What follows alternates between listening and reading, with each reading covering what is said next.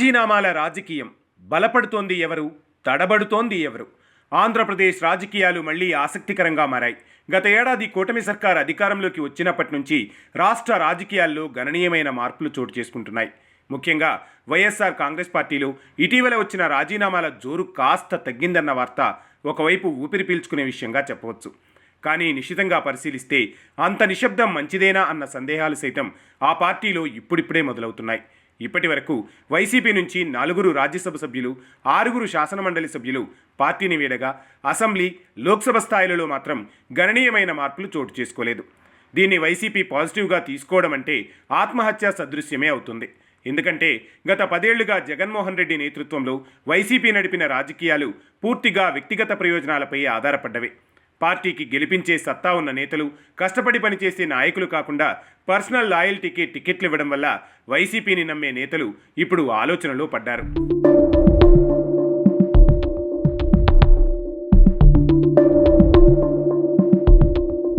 ఇక్కడ అత్యంత ఆసక్తికరమైన విషయం ఏమిటంటే, గత ఎన్నికల్లో టికెట్లు రాక ఇతర పార్టీలకు జారిన నాయకులు, గతంలో కాంగ్రెస్ పార్టీకి వెళ్లి ఓడిపోయిన వారు కూడా ఇప్పుడు తిరిగి వైసీపీలోకి రావాలని చూస్తున్నారు.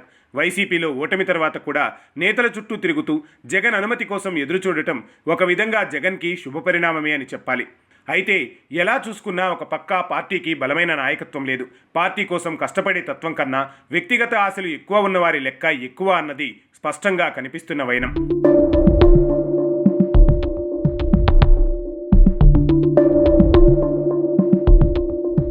ఇదిలా ఉంటే కూటమిలో ముఖ్య పాత్ర పోషిస్తున్న తెలుగుదేశం పార్టీ మాత్రం స్థిరంగా, బాధ్యతాయుతంగా ఎదుగుతోంది. పార్టీ నేతలు రాజీనామా చేయడం లేదన్నది మాత్రమే కాదు, ప్రజల్లో విశ్వాసాన్ని పెంచేలా అధికారి, కార్యకర్త, ఓటరు మధ్య బలమైన బాండింగ్ నిర్మించేందుకు ప్రయత్నాలు చేస్తున్నారు. 2019 ఎన్నికల్లో ఓటమి తర్వాత కూడా ఓర్పుగా ఎదురొడ్డిన టీడీపీ నేతలు నిత్యం ప్రజల సమస్యలపై అవగాహనతో పనిచేస్తూ ఉండడం కూటమికి కలిసి వచ్చే అంశం. అంతేకాకుండా తెలుగుదేశం పార్టీ, జనసేన, బీజేపీతో కలిసిన కూటమి తమ అంతర్గత విభేదాలను అధిగమిస్తూ ప్రజల విశ్వాసాన్ని పొందడం, మరోపక్క నైతికంగా, నిర్వహణాపరంగా క్రమశిక్షణతో పాలన సాగించడం చూస్తూ ఉంటే జగన్ పార్టీలోకి గతంలో వీడిన నాయకులు కాదు, సాక్షాత్తు జగన్ తండ్రే తిరిగి వచ్చినా మరో 10 ఏళ్ల పాటు జగన్కు మళ్లీ అధికారం రావడం కష్టమే. చూద్దాం మరి వైసీపీ పార్టీ పూర్వ వైభవాన్ని సంపాదించుకుంటుందో, లేక మూతపడే దిశగా అడుగులు వేసి చివరకు ఆంధ్రప్రదేశ్ రాజకీయాల నుండి కనుమరుగవుతుందో.